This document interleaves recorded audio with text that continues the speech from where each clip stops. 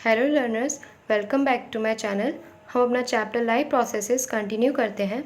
हमने part 1 to 8 में काफ़ी सारे टॉपिक्स ऑलरेडी डिस्कस कर लिए हैं। ये लास्ट टॉपिक है एक्सक्रीशन। चलिए देखते हैं what is excretion. The process of removal of waste from body is called excretion.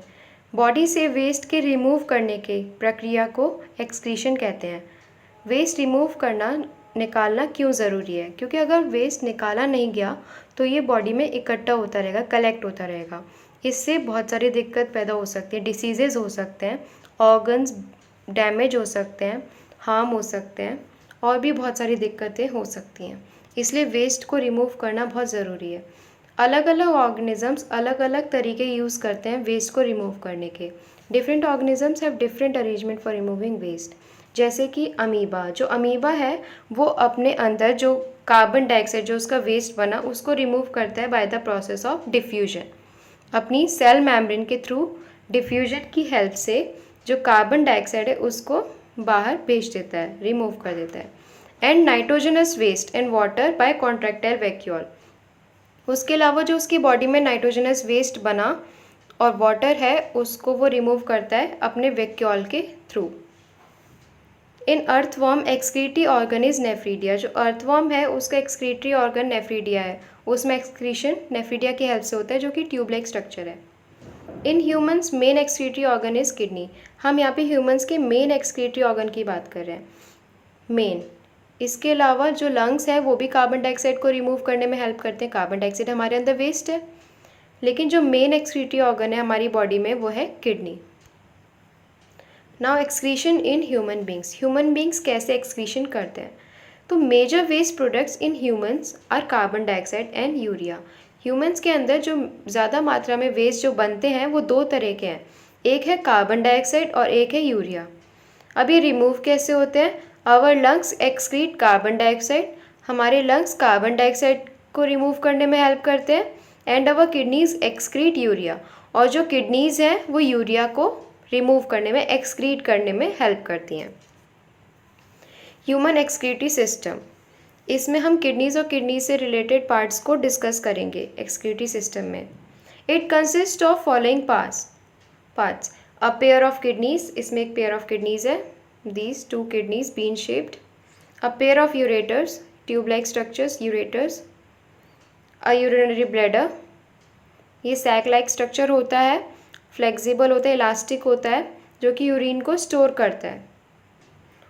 And urethra, यहाँ से जो यूरिन है हमारी बॉडी का वेस्ट कंटेनिंग यूरिन वो रिमूव होती है यूरेथ्रा के through. Muscles controlling the flow of urine, ये मसल्स कंट्रोल करती हैं अर्ज टू यूरिनेट, यानी यूरिनरी ब्लैडर जब तक फिल नहीं हो जाएगा तब तक यूरिन नहीं निकलेगी बाहर।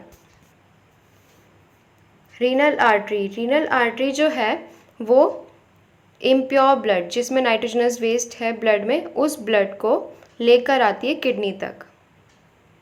फिर किडनी से ब्लड फिल्टर होके जाता है यूरेटर में।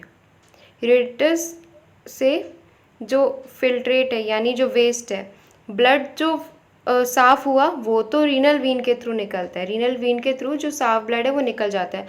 उसके अलावा जो गंदगी है वो यानी फिल्ट्रेट जो है वो यूरेटर में आता है, यूरेटर से यूरिनरी ब्लैडर में जाता है, यूरिनरी ब्लैडर में कलेक्ट होता है, धीरे धीरे स्टोर होता है, और जब फिल हो जाता है तो जो यूरेथ्रा है उसके थ्रू जो यूरिन है, जो वेस्ट है, वो रिमूव हो जाता है। Muscles controlling the flow of urine यहीं पे प्रेजेंट होती हैं, जो कि कंट्रोल करती हैं आवर अर्ज टू यूरिनेट। हमारे अंदर दो किडनीज होती हैं, एक टाइम में एक ही फंक्शन होती है, इसलिए हम किडनीज़ को डोनेट भी कर सकते हैं, क्योंकि अगर हम एक किडनी डोनेट कर देंगे अपनी तो भी हम अपनी एक किडनी से काम चला सकते हैं। Urine produced in the kidneys passes through the ureters. ठीक है, अभी जैसे हमने डायग्राम में देखा किडनीज से जो यूरिन प्रोड्यूस हुई वो कहाँ पास होती है? यूरेटर्स में। यूरेटर्स में से जाती है यूरिनरी ब्लैडर में जहाँ पे वो स्टोर होती है, और उसके बाद वो रिलीज़ हो जाती है यूरेथ्रा से। यूरिन एक्चुअली होता क्या है? यूरिन वो वेस्ट है जो हमारे ब्लड में था और किडनी ने फिल्ट्रेट के फॉर्म में निकाला। यूरिन के अंदर यूरिया होता है, सॉल्ट्स होते हैं, और यूरिया होता है, सॉल्ट्स होते हैं और एक्सेस वाटर होता है। The purpose of making urine is to filter out waste products from the blood. Urine बनाने का पर्पज़ ही यही है कि ब्लड से जो भी वेस्ट प्रोडक्ट है वो रिमूव हो जाए। Now functions of kidneys. Kidneys के फंक्शंस अलग से भी पूछे जा सकते हैं। तो पहला है उसका function filtration of blood. Kidneys blood को फिल्टर करते हैं। बेसिक जो फिल्ट्रेशन ऑर्गन है हमारी बॉडी में, एक्सक्रीटरी ऑर्गन, वो क्या है? किडनीज़, जो ब्लड को फिल्टर करता है। Removal of poisonous substance, urea, waste salts and excess water from the blood. ये इन्हीं सब से मिलके तो यूरिन बना है, तो इसी पॉइजनस सब्सटेंस को रिमूव करता है कौन? किडनी। यूरिन को निकालता है। Regulation of water balance. हमारी बॉडी में वाटर के बैलेंस को रेगुलेट करता है। अगर एक्सेस वाटर होता है तो उसको रिमूव कर देता है kidneys. Regulation of acid base balance. हमारी बॉडी में एसिड और बेस का जो बैलेंस बनाता है वो भी कौन बनाता है? किडनीज। अब किडनीज के अंदर कौन सी ऐसी चीज़ है जो कि ब्लड को फिल्टर कर रही है? तो वो है nephron. Basic filtration unit of kidney is nephron. ये नेफ्रॉन्स हैं, यही ब्लड को फिल्टर करते हैं किडनीज के अंदर। Each kidney contains about 1.25 million nephrons. हर एक किडनी में लगभग 1.25 मिलियन नेफ्रॉन्स होते हैं। ये नेफ्रॉन का डायग्राम है, यहाँ पे आप देख सकते हैं। ये ब्रांच ऑफ रीनल आर्टरी है। रीनल आर्टरी जो इम्प्योर ब्लड है, जिसको फिल्टर होना है ब्लड को, उस ब्लड को लेकर आती है कहाँ? नेफ्रॉन के अंदर। फिर ये जाता है ग्लोमेरुलस में। ये जो जालीदार दिख रहा है ग्लोमेरुलस। इसके बाद जो फिल्ट्रेट है, यानी जो ब्लड में से जो गंदगी है, वो निकल के पहुंचती है बोमेन्स कैप्सूल में। जो बो लाइक स्ट्रक्चर दिख रहा है, दिस इज बोमेन्स कैप्सूल। ये बोमेन कैप्सूल ट्यूब से कनेक्ट होते हैं। हाईली कॉइल्ड आपको ट्यूब्स दिख रहे हैं इस डायग्राम में, यहाँ पर येलो कलर के। इन ट्यूब्स में जाता है, फिर यहाँ टिब्यूल्स में जाता है। इसको लूप ऑफ हैनले कहते हैं, यू शेप्ड टिब्यूल। उसके बाद फिर कलेक्टिंग डक्ट में चला जाता है। जो ये ट्यूब्यूल है, इसके आसपास आपको रेड कलर की और ये पर्पल कलर की कुछ नसें दिख रही हैं। These are capillaries, blood capillaries. इनमें ब्लड है। जो ब्लड यहाँ पे प्योरीफाई हुआ ग्लोमेरुलस के अंदर, वो प्योर ब्लड इनमें फ्लो कर रहा है रेड वाले में। इसमें रीअब्जॉर्प्शन होता है और उसके बाद रीनल वीन जो है, ये इस प्योरीफाइड ब्लड को लेकर जाती है वापस। Structure and function of nephron. इसका अलग से क्वेश्चन भी एनसीईआरटी में, discuss the structure and function of nephron. तो चलिए देखते हैं what are these. The main components of the nephron are, जो इसके स्ट्रक्चर में मेन कंपोनेंट्स है वो एक तो ग्लोमेरुलस, जैसा भी हमने डायग्राम में देखा, Bowman's capsule and long renal tubule. इसके अलावा अलग अलग बुक्स में आपको इससे ज़्यादा पार्ट्स भी दिख जाएंगे। वो हम ज़्यादा डिटेल में जाएंगे तो और ज़्यादा पार्ट्स बढ़ जाते हैं, पर इतना डिटेल में हमें जाना नहीं है। एनसीईआरटी में इतना ही दिया है, और जो बोर्ड एग्जाम्स में क्वेश्चंस आते हैं वो भी एनसीईआरटी पे बेस्ड ही आते हैं। इससे आगे के पार्ट्स नहीं पूछे जाएंगे। Nephrons filter blood by removing nitrogenous waste like urea, salts, excess water in the form of urine. Nephron blood को फिल्टर कैसे करते हैं? वो उसमें से, ब्लड में से नाइट्रोजनस वेस्ट जैसे कि यूरिया है उसको रिमूव करते हैं, सॉल्ट्स को रिमूव करते हैं और एक्सेस वाटर को रिमूव करते हैं इन the form of urine, urine के फॉर्म में। ध्यान ये रखना है कि ब्लड से जो फिल्ट्रेट निकल रहा है, जो गंदगी निकल रही है, वो क्या है? हमारा एक्चुअली यूरिन है। Steps involve in filtration. Filtration में क्या क्या स्टेप्स इन्वॉल्व हैं, ये बहुत ध्यान से सुनिएगा। First, blood enters the nephron through renal artery. Nephron के अंदर ब्लड आता कैसे? जो ब्लड प्योरीफाई होना है वो आता कैसे? Through renal artery. It is filtered by glomerulus. और किसके द्वारा फिल्टर होता है? ग्लोमेरुलस के द्वारा। Associated with Bowman's capsule. Glomerulus के पास ही बोमेन्स कैप्सूल प्रेजेंट है, उसके सराउंडिंग में। तो Bowman's capsule collect the filtrate. वो अब जो फिल्ट्रेट है, गंदगी, उसको कलेक्ट करती है and passes into the tubule, और उसको टिब्यूल में पास करती है। और जो ब्लड है वो चला जाता है ब्लड कैपिलरीज में। और जो ब्लड कैपिलरीज है यहाँ पे टिब्यूल को सराउंड किए हैं, ताकि दोबारा से जो असेंशियल चीज़ें हैं अभी भी ट्यूब्यूल के अंदर, जो फिल्ट्रेट के साथ ट्यूब्यूल के अंदर असेंशियल चीज़ें भी पहुंच गई हैं, वो रीएब्जॉर्ब हो सके ब्लड में दोबारा। Some substances such as glucose, amino acids, salts and a major amount of water are selectively reabsorbed by the blood capillaries.